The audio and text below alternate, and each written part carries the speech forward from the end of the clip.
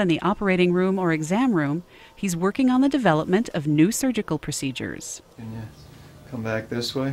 It's starting to hurt. Dr. Warme sees patients at the University of Washington Medical Center's Bone and Joint Surgery Center. Patients come to see me when they have problems with their shoulder and elbow, sometimes sports related or just from falling and hurting themselves, and they want to be put back together. Sometimes we can do that with just exercises. Sometimes it takes surgery.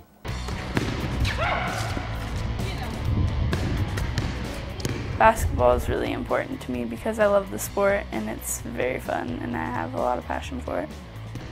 Brianne Goulet plays competitive basketball 11 months of the year. But when she broke her collarbone, it wasn't on the basketball court.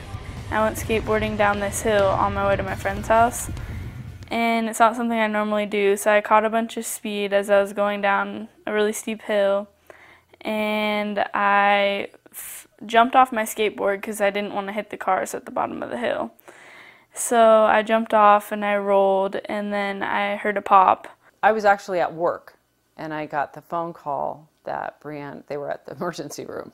Brianne had hurt herself. Brianne had a very severe fall skateboarding and landed right on a curb, and she impacted her collarbone in this direction, bending it down. As you can see here, there's a very severe bend in the bone. It's normally a very straight bone, more like this.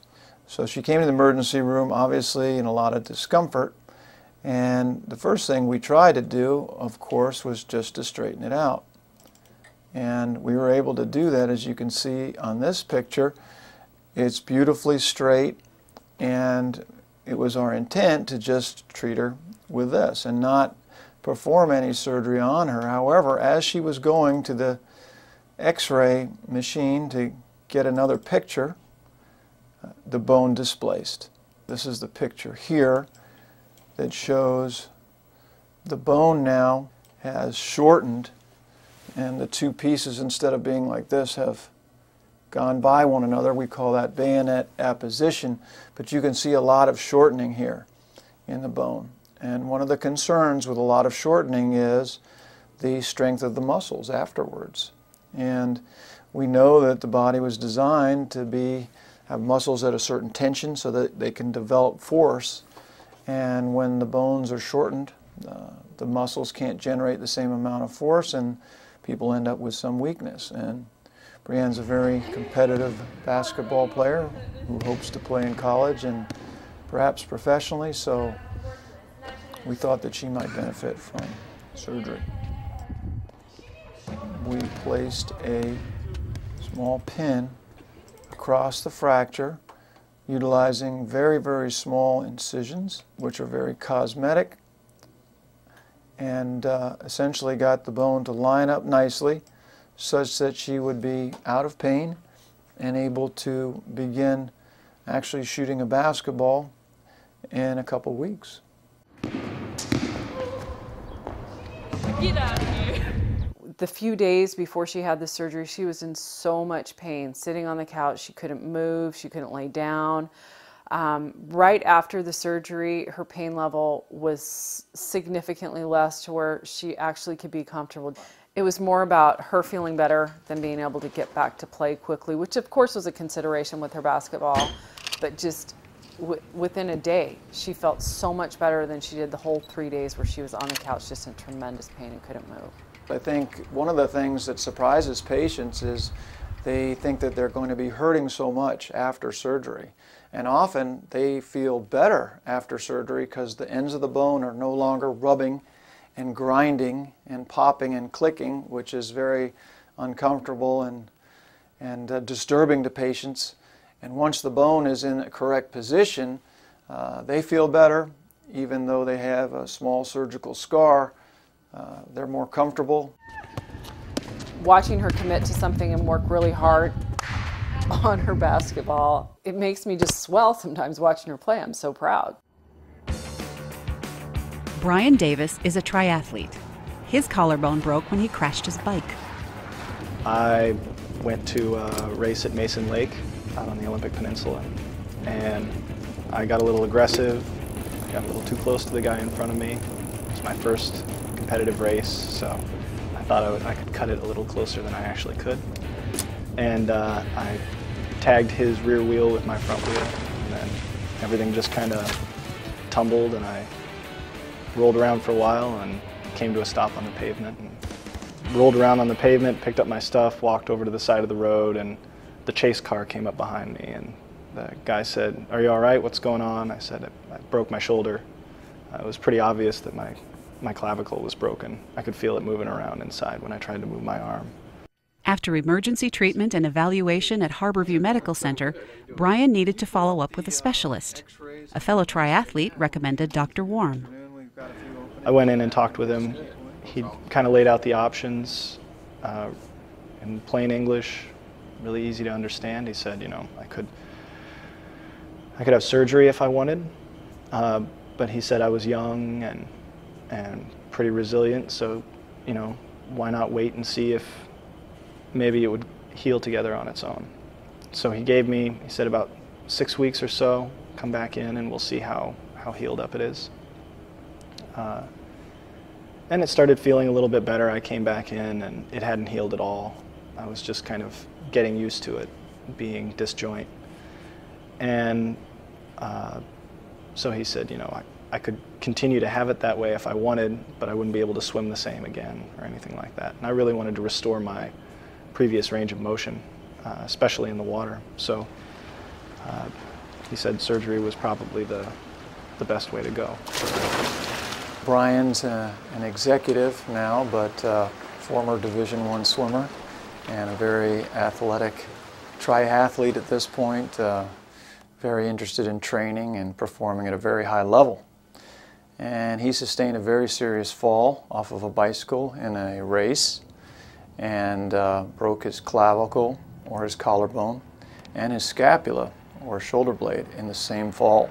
Collarbone fractures are very common, especially in the middle of the collarbone, and they're often sustained by children on playgrounds and other things, and the traditional wisdom has been to leave them alone as they normally will heal up.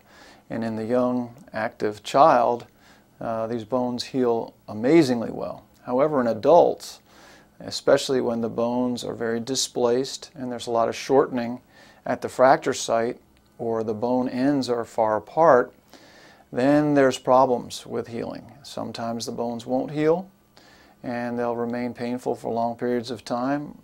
Alternatively, they can heal in a malunited or unusual position, which is also uncomfortable and can require a more complicated surgery. So over time, we've found it's more effective to intervene early on these fractures, get the bone back to its proper length and rotation, and get people back to the activities that they enjoy. I had thousands of questions, and what questions I didn't have, my mom had, or my sister had, or my wife had. So I was worried, you know, would I get my range of motion back? My friend had minor surgery on his shoulder and has never gotten his range of motion back for that one shoulder. So it wound up making his stroke very lopsided, and it's something very difficult to deal with in the water, especially for repetitive motion. I was worried that I wouldn't be able to get back into competition in a reasonable amount of time, that I would become very out of shape and I'd have to work for months and months and months to get back in shape. This is an x-ray of Brian's left shoulder, and you can see a fracture here of his clavicle, which is quite displaced. He also has a fracture of his shoulder blade, which we call the scapula, and you can see that line that's fractured through there. It doesn't enter into the shoulder joint, but it's just below it, and it indicates how severe a fall he had, and he would have had to land very, very hard to break his shoulder in two places like this. Dr. Warme repaired Brian's shoulder using a plate that attached with screws to both pieces of the bone. The plate bridges the fracture site and restores the collarbone's normal length. And now you can see that we've applied this plate to the bone, and the bone is uniting. Not only has the bone united here, he's developed a lot of new callus or healing woven bone that's underneath On this view, you can see that more clearly. His body has worked overtime to really create a very stable situation. After the bone was held with the plate, then the body was able to heal. On this one, you can see that the fracture through the scapula or shoulder blade is also healed very nicely in a very good position. Actually, we were able to get a very anatomic repair. In other words, the bones are all back in the right position and the right length, and that allows his muscles to function at their optimum ability and strength. So we think he should be able to be back to swimming and doing all the things he likes to do. The best thing I can say about the surgery is that it feels as though nothing ever happened. If it weren't for some extreme angles of motion, or some of the wackier things I do when I'm swimming or biking, I would never notice that this shoulder is any different from the other shoulder. As a competitive swimmer, Brian really needed his injured shoulder to get back to full function. He appreciated that Dr. Warme understood his athletic goals. He had dealt with athletes before, and so he understood where my values would be as opposed to, say, a reasonable normal person's values might be. And he kind of had to center me a little bit. I had to accept the fact that if I wanted to heal up correctly, I'm not going to get back in the water next week or right after surgery, that I had to give it some time. And on the checkups, I was continually trying to push it, kind of argue with him and see if I could start swimming a little bit earlier, start developing my stroke as fast as I could so I could stay in shape. And he was very good about giving me small milestones that I could focus on that would keep me in shape, but at the same time wouldn't stress my shoulder or tear things up in here. So he said, you can get back in the water, but you can only kick. You can swim with one arm, but not the other. You can do drills. And he was really open to try and help me with, not totally devastating my goals, but at the same time, getting me back on track to recovery. If I could give Dr. Warme a hug, I absolutely would. That guy he's a kick-ass physician. He's a really cool guy.